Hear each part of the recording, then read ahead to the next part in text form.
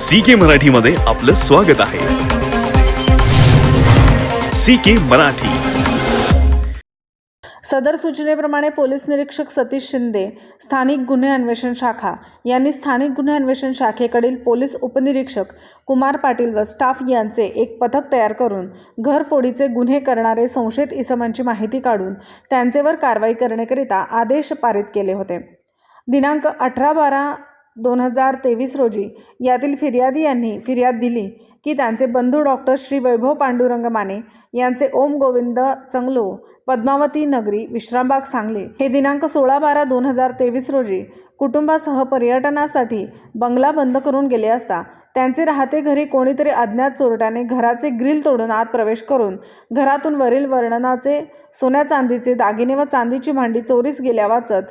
दिनांक 18/12/2023 रोजी यातील फिर्यादी यांनी फिर्याद दिली की त्यांचे बंधू डॉक्टर श्री वैभव पांडुरंग माने यांचे ओम गोविंद चंगलो, पद्मावती नगरी, विश्रामबाग, सांगली हे दिनांक 16/12/2023 रोजी कुटुंबासह पर्यटनासाठी बंगला बंद करून गेले असता त्यांचे राहते घरी कोणीतरी अज्ञात चोरट्याने घराचे ग्रिल तोडून आत प्रवेश करून घरातून वरील वर्णनाचे सोन्या चांदीचे दागिने व चांदीची भांडी चोरीस गेल्याबाबत फिर्याद दिली होती। सदर गुन्ह्याच्या अनुषंगाने अभिलेखावरील आरोपीची माहिती घेतली असता स्थानिक गुन्हे अन्वेषण शाखेकडील पोलीस उपनिरीक्षक कुमार पाटील त्यांचे पथकामधील विक्रम खोत यांना त्यांचे गोपनीय बातमीदाराकडून बातमी मिळाली की सदरचा गुन्हा अंजुम इब्राहिम शेख वय वर्ष 41 राहणार पसरा राबोडी ठाणे, रमेश महादेव कुंभार वय वर्ष 43 राहणार कशेळी भिवंडी ठाणे, रफिक मेहबूब शेख वय वर्ष 40 राहणार राबोळी ठाणे यांनी केला असून सदरचे आरोपी हे पोलीस अभिलेखावरील सराईत गुन्हेगार असल्याबाबत माहिती मिळाली।